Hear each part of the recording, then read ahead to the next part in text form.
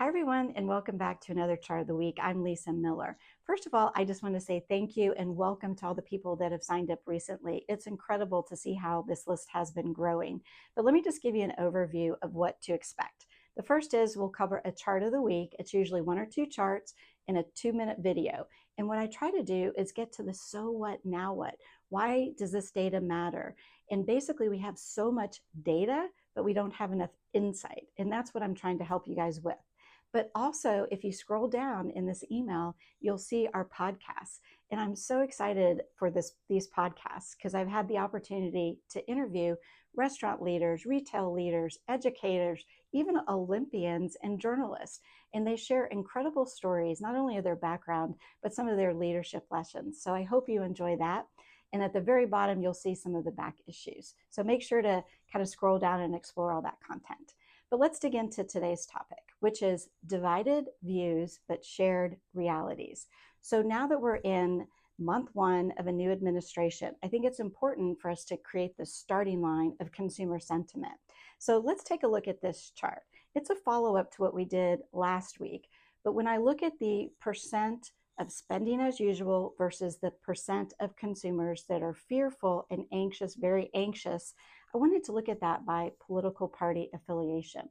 So on the left, the green, that is a percent of consumers by political party that say they're spending as usual. So in 2023, it was definitely kind of, bumping back and forth. But look at the big gap in 2024, huge gaps. But then look at January of 2025. Now both political parties are aligned in that 24% of people are now spending as usual. That's actually a good sign for the economy that this wide gap has closed. Now, let's look at the other side of the coin though. When I look at the data on what percent are anxious or very anxious that they've pulled back and stopped their spending, that's where we can also see something interesting happening.